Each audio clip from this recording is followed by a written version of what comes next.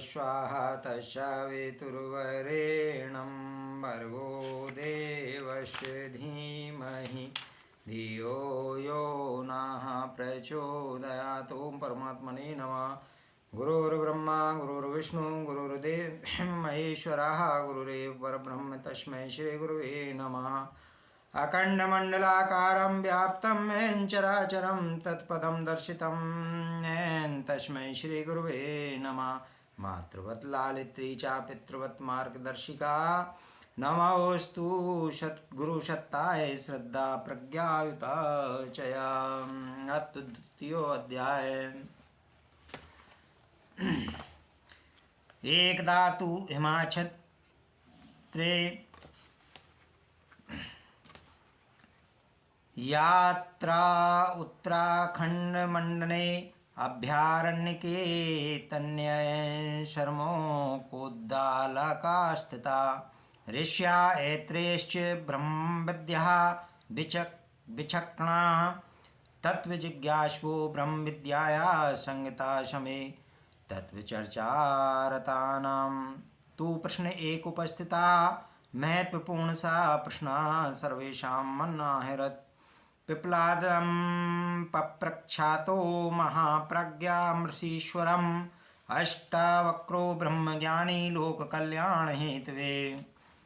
हिमाच्छादित उत्तराखंड के अभयारण्य में एक बार तांडेय, समीक, उद्दालक तथा ऐत्रेय आदि ऋषि ब्रह्म विद्या के गहन तत्पर विचार करने के उद्देश्य से एकत्रित हुए। तत्व दर्शन के अनेक प्रसंगों पर विचार करते करते एक महत्वपूर्ण प्रश्न सामने आया। उसकी महत्ता ने सबका ध्यान अपनी ओर आकर्षित कर लिया।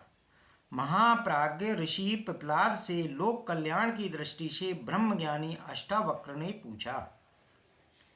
ऋषि धर्म तंत्र के प्रहरी माने जाते हैं। सदैव जागरूक एवं साम्यक मानवीय समस्याओं का समाधान ढूंढने व उन्हें जन जन तक पहुंचाने वाले ब्रह्म ज्ञान को जनमानस तक पहुंचाने के उद्देश्य से ही कुंभ मेलों एवं अन्य पर्वों पर ऋषिगण एकत्रित होते व परस्पर परामर्श द्वारा दैनंदिनी समस्याओं का हल निकालते थे।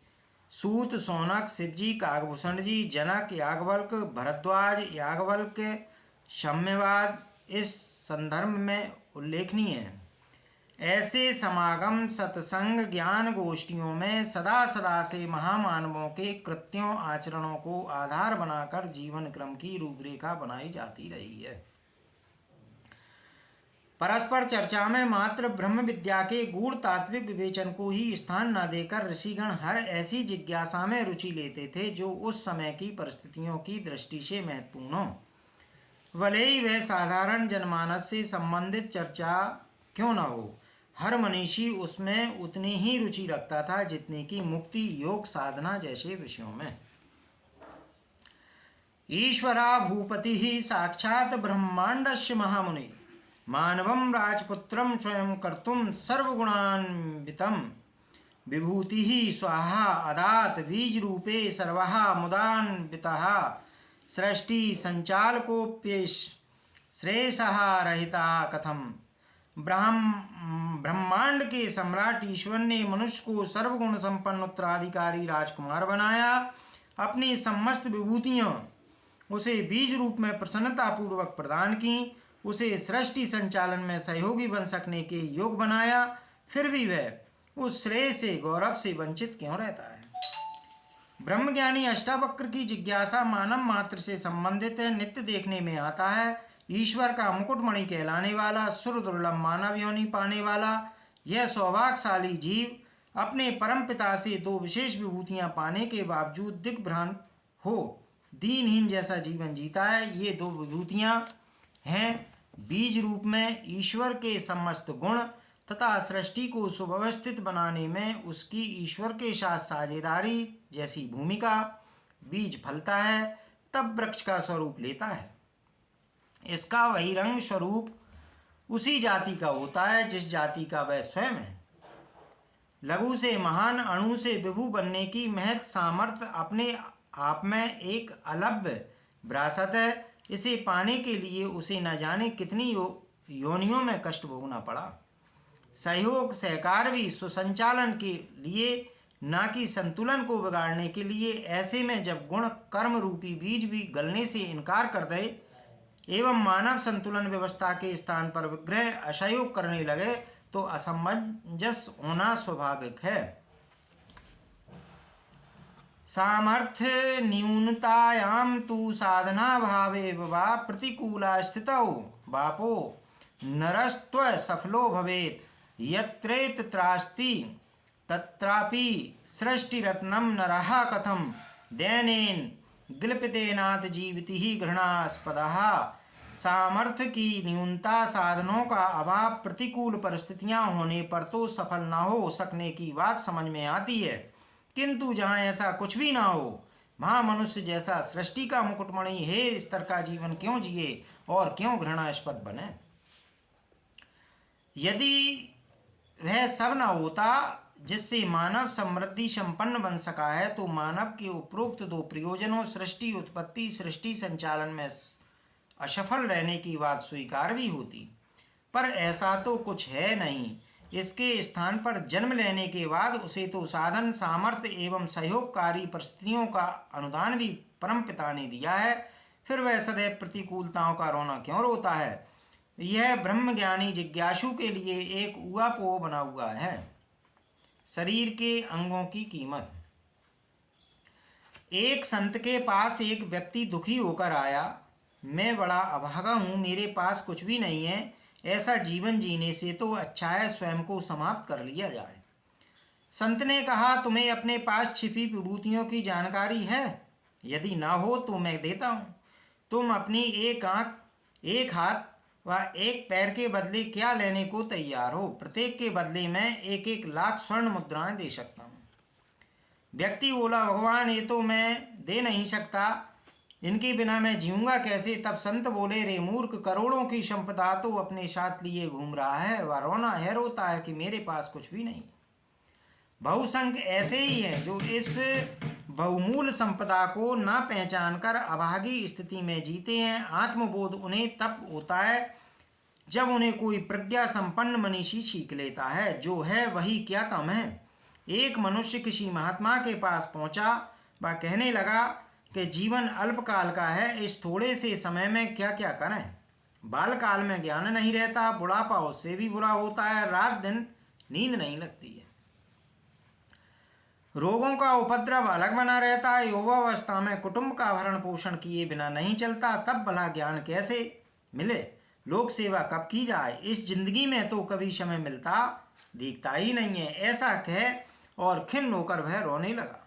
उसे रोते देखकर महात्मा भी रोने लगे। उस आदमी ने पूछा, आप क्यों रोते हैं? महात्मा ने कहा, क्या करूं बच्चा, खाने के लिए अन्न चाहिए, लेकिन अन्न उपजाने के लिए मेरे पास जमीन नहीं है, मैं भूख से मर रहा हूं। परमात्मा के एक अंश में माया है, माया के एक अंश में 3 गुण हैं, गुणों के एक अंश में आकाश है, आकाश में थोड़ी सी वायु है और वायु में बहुत आग है, आग के एक भाग में पानी है, पानी का शतांश पृथ्वी है, पृथ्वी के आधे हिस्से पर पर्वतों का कब्जा है, नदियों और जंगलों को जहाँ देखो वहाँ अलग बिखरे पड़े हैं। मेरे लिए भगवान ने जमीन का एक नन्हा सा टुकड़ा भी नहीं छोड़ा, थोड़ी सी जमीन भी थी सो उस पर और लोग अधिकार जमाए बैठे हैं, तब बताओ मैं भूखा न मरूंगा। उस मनुष्य ने कहा, यह सब होते हुए भी आप जिंदा तो हैं ना, फिर रोते क्यों हैं?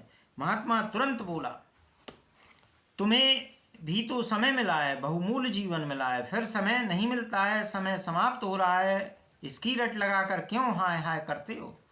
अब आगे से समय न मिलने का बहाना ना करना, जो कुछ भी है उसको तो उपयोग करो। साधनों की न्यूनता की दुहाई देना ईश्वर के राजकुमार को तो कदापि शोभा नहीं देता। अपनी अपूर्णता को पूर्णता में बदल देने की याचना यदि आत्मिक क्षेत्र के विषय में हो तो है मानवोचित भी है, गरिमापूर्ण भी है, पर यदि ब्रह्म साधन प्रचुर मात्रा में हो तब उसकी ऐसी शिकायत दुर्भावनापूर्ण ही है। सत्य युगे नरः सर्वेषु संस्कृत समुन्नतम देव जीवन पद्यता जीवंती स्वयं धरामीश माम। स्वर्गेण तु दिव्येन वातावरणकेन ते भरितां विद्यानाश्च विद्यारन्ति कथं पुनः कारणं किं समुत्पन्नं पातगर्ते यथा पतन् साम्प्रतिकीं स्थितिं दीनां गताः सर्वे यतो मुनेः दुर्धर्षायां विपत्तो तु विग्रहे वाप्युपस्थिते उत्पत्तिते व्यवस्था नैतदस्तिति तु साम्प्रतम् सामान्यं दिनचर्यायाः क्रमश्चित् ललित मानवः शक्ति साधन संपन्नः पातगर्ते पतन्ति किम। सतयुग में सभी मनुष्य समुन्नत और सुसंस्कृत स्तर का देव जीवन जीते थे और इस धरती को स्वर्ग जैसे दिव्य वातावरण से भरा पूरा रखते थे। फिर क्या कारण हुआ जिससे लोग पतन के गर्त में गिरे और आज जैसी दयनीय स्थिति में जा पहुंचे। कोई दुर्धर्ष विपत्ति विग्रह आने पर व्यवस्था उत्पन्न हो सकती है, किंतु सामान्य क्रम चलते रहने पर भी शक्ति साधनों से संपन्न मनुष्य अधः पतन के गर्त में क्यों गिरते जा रहे हैं। ऐसी बात नहीं है कि जब से मनुष्य को यह जन्म मिला है, सृष्टि की उत्पत्ति व विकास हुआ है, यह स्तर का ही जीवन जीता आया है। मानव सतयुग में सभ्य सुसंस्कृत जीवन भी जी चुका है। श्रेष्ठता की उस ऊंचाई पर पहुंचकर फिर नीचे गिर पड़ना कहाँ तक उचित माना जाएगा। होना तो यह था कि आज स्थिति सतयुग से भी श्रेष्ठ स्तर की स्वर्गोपम होती, परंतु ऋषि पाते हैं कि प्रस्तुत परिस्थितियां तो नारकीय स्थिति से भी गई बीती हैं। उच्चादर्शाय संसृष्टो मानवो यति जीविति त्रश्चान्त प्राणिनाम हे स्तरणेन मनसा तथा अनात्माचरणम कुर्यात् सृष्टि संतुलनम तथा विकुर याद महदाश्चर्य चिंताया विषयस्तता। उच्च प्रयोजन के लिए सृजा गया मनुष्य त्रियक योनियों में रहने वाले प्राणियों से भी अधिक ही स्तर की मना स्थिति रखे, अनात्मा आचरण करे और सृष्टि संतुलन बिगाड़े तो सचमुच ही यह बड़े आश्चर्य की और चिंता की बात है।